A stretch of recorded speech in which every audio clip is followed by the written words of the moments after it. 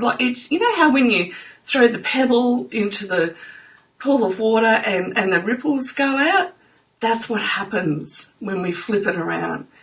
But it hurts that we can't reason with an unreasonable person, and it hurts us because we have to go away and deal with it as well. But the long term is you get to come out and smile because you chose to take, I hate using the high-low, but a higher road. You chose to be a more compassionate person and say, and acknowledge that there is nothing else you can do in this situation. Nothing, okay? Now, when it comes to parenting, if you're in a situation where you're in a relationship, and I want to be very, very clear about this, it happens with both males and females, okay? So I know people on both sides of the fence, of both sexes, where the female's being the narcissist or being the unreasonable person, and where the male's being the unreasonable person too, okay? If you've got children, from my experience, and my kids are now adults, leave, okay? Because if you keep your children in that space, they then think that being unreasonable is normal, okay? And at the end of the day, you're going to have to choose whether you want your kids to believe that being unreasonable is normal, because being unreasonable leads to fractured relationships, okay?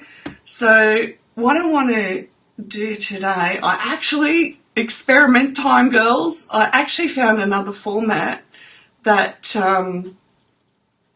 where is it? Oh, it's hiding behind part of the, okay, here we go. So, I found another format so I don't have to duck and weave. Okay, Canva, great stuff. Now, so when you've reached a point that you acknowledge that you've got somebody who's acting out their narcissistic tendencies, and believe us, we've all got the capacity to be selfish. We're human, okay? Yeah, me too, Sarah. Thank you. In Canva, this was actually Pinterest. What do they call it? They have layouts where you can choose which one. So Instagram post, Facebook post. This is the Pinterest one. And I tried it out last night, so I'm not ducking and weaving. Okay, so today we want to look at 6 practical tips to move forward when you've recognised that you're dealing with an unreasonable person. First of all, you want to acknowledge your shock, okay? It is a shock because we sit there and can't believe that somebody would choose to be unreasonable and not want to sit and actually talk about it. It's shock, especially when you've built a marriage around it. Yeah. Because when you go into the marriage, so this combines with tip 2 of becoming aware of the death of your dream, okay? Now, the death of your dream is when you go into a marriage, okay, because you're doing, friendships are very conscious as you go along. Family, you're born with them, but a marriage is something that you actually have a dream of or for, okay? So when there's a death inside of you of that dream, and it's a shock, okay? It really does come up as a shock that everything that you'd hoped and planned for, and if you've been married for an extended period of time or in a partnership for an extended period of time, actually this would actually apply to a business relationship as well, because you would sit down and plan it all out, okay? So any type of relationship where you sit down and plan it all out, this will apply to. And as you process it over the days and weeks ahead of you, you come to understand that it is a shock to your whole system. So your body will feel tired, you'll feel mentally drained. I know I certainly suffered from migraines, okay, from the stress of it all. So it impacts us immensely. because everything that we'd built a foundation for, that foundation is no longer firm. It's shaky, and so it'll bring up a lot of fear. We don't know what we're going to do. How can this happen? You know, thought we were on the same page. I know I certainly believe that. I don't know about you, but I did. And when I got married the second time, I really believe we're on the same page. And this is the hard thing, I think, is that you sit down and you talk about it, and you talk about where you're going. Heck, my first marriage, we had premarital counselling, did the whole talk about it, how many kids, etc., etc. And then somehow, on the other side of marriage, both of them changed, and that might sound funny, but it was. I am who... I was just been listening to this song this morning, I Am Who You Say I Am, and when I went into marriage, look, I come from a long line of strong women. And that's just how my life was.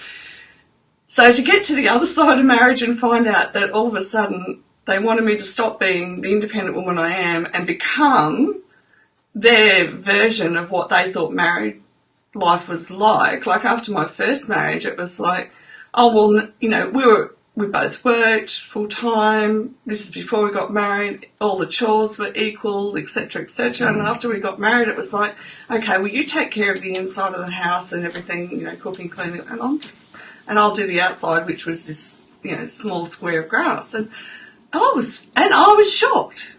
So when you come in face to face with it, that's the shock level that you get. Okay. It's the slow dissolving of the dream that you held in your heart, okay? So tip 3 is notice when tip 1 and tip 2 are actually happening for you, and you'll feel it, okay? Right down deep in here, you'll feel it. Yeah, it is. Thanks, Sarah.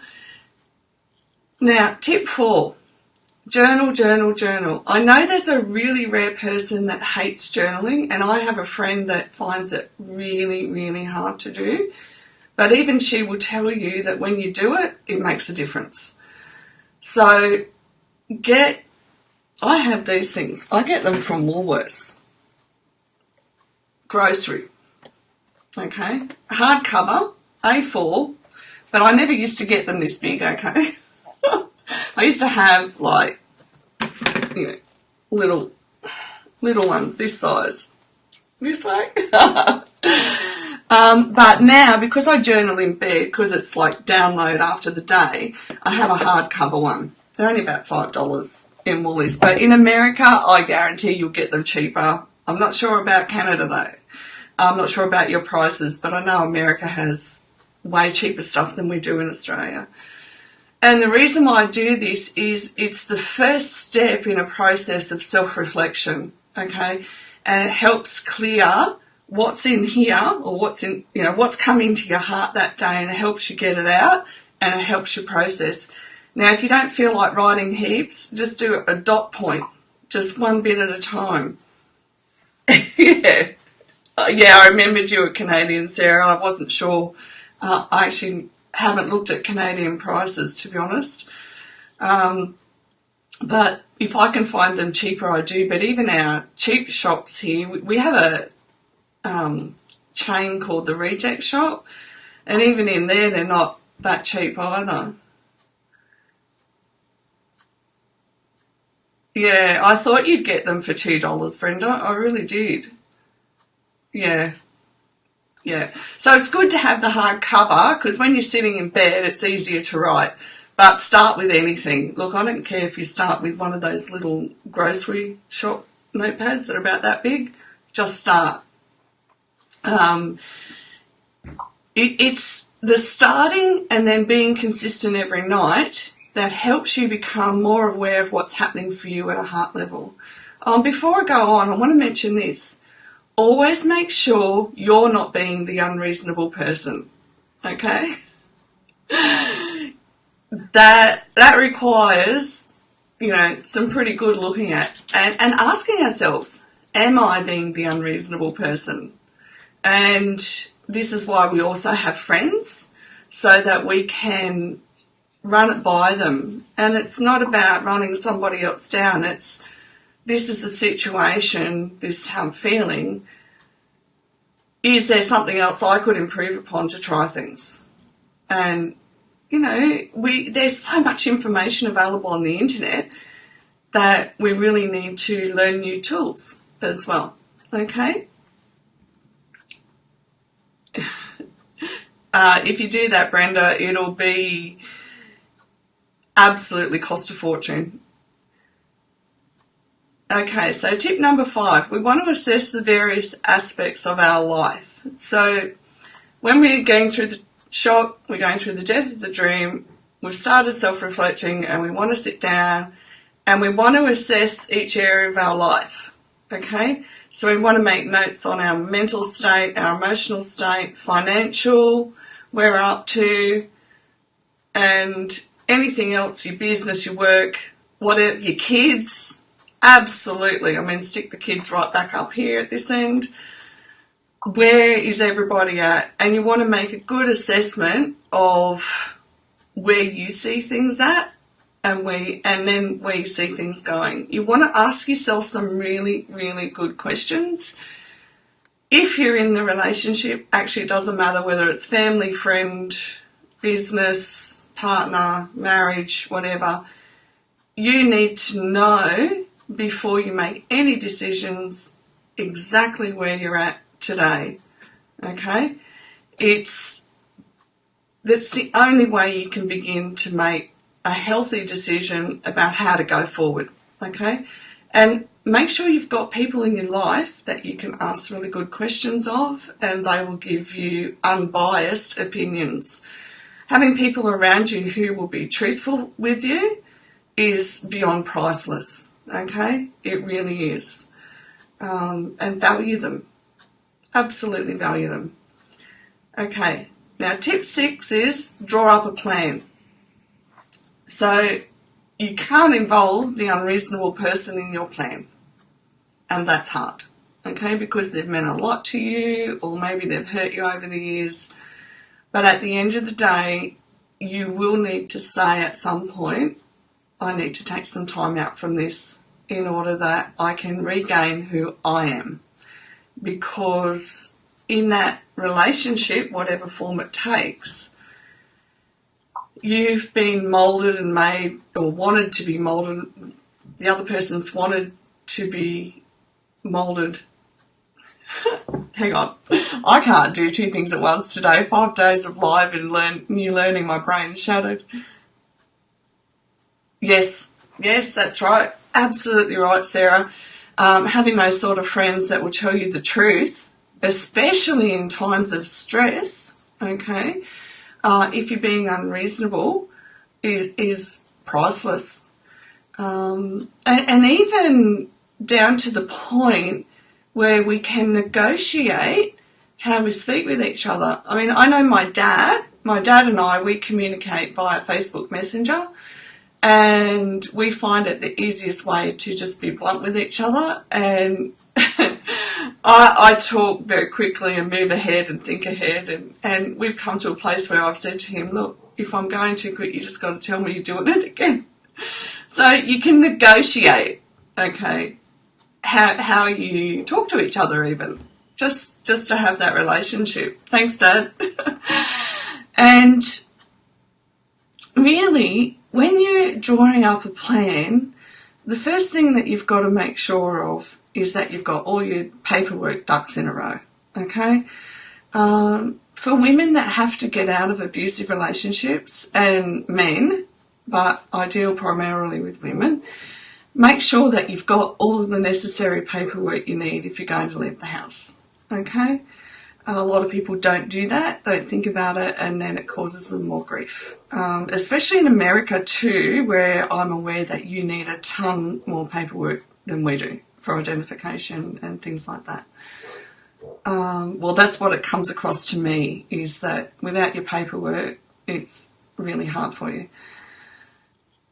Next step in your plan, you're going to have to make some hard decisions. Now, the only thing I can say from here is that when you make a hard decision, yes, it's hard, but it's worth it, okay? I had to make hard decisions which were not popular. Actually, that's a very good point. Hard decisions are never popular, okay? They're never popular with, well, quite frankly, they're never popular with anybody. Sorry about all the ums today. But when you know that you know that you've got to go ahead and you know that you've got to build a new life, you can do it one step at a time. Okay. Yeah, so you wouldn't want to leave home without knowing, without those pieces of paper, well, those identification. Jeez, my brain is just so tired today. Okay, so yes, hard decisions are never popular. And thank you. And also, you're going to be taking a risk, okay? And often it's not a risk that you've had an example of in your life, okay? So when I've had to make hard decisions, especially for the children and I never really had an example of it, and I never really, that was it, and all the implications that come with it. But my kids are all grown up and left home now and are all good human beings, kind human beings, and always learning and growing.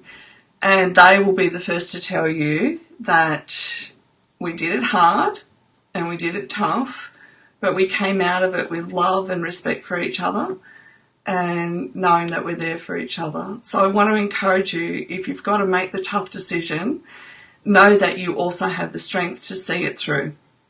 I know you have the strength to see it through. And risks are always, as long as you've done your plan and you know where you're going and you know what your end goal is, okay? So my end goal in the situation with my children was to raise children that weren't around anger and that could grow up having happy, healthy relationships for them, okay? So everything that I've sown into them is, and as I've learnt as well, how to have a happy relationship, how to identify all of this, they're now able to determine or discern what a happy and healthy relationship is going to look like, okay? So if you have any questions, pop them down below. It's been wonderful to have you here, and it's wonderful for everybody who does the hashtag replay. And remember that the strongest word you're ever going to say is I am willing. And if you're okay with saying I am willing, okay, so hashtag I am willing, then you can do anything. You literally can. You can forgive people who you feel in your heart are so hard to forgive, and you just say, I am willing to forgive them. I am willing to let this go. I am willing to take a risk. I am willing, because I am are the strongest words that connect straight into your I am. Okay? Yes. Good. Yes, it's lovely to have you here, Sarah, and lovely to get to know you along the way as well. It's been good. And tomorrow I want to go through with you, because after we're saying the I am willing, we want to go through the core qualities of resilience in order that as you progress forward and as you teach other people how to progress forward through their heartache and pain, because we always come across people in life that are hurting. So I want to give you 10 tips of the core qualities of resilience, because when we acknowledge them in ourselves, it's like planting that seed and it grows more and more. So we get where we can mould our character, we can be moulded in character, we can bring it forth from our I am and become stronger in that quality. Okay? All right, everybody. Thanks for watching. Have a fantastic weekend. Oh, I'll be here. What am I talking about? I'll see you tomorrow because it's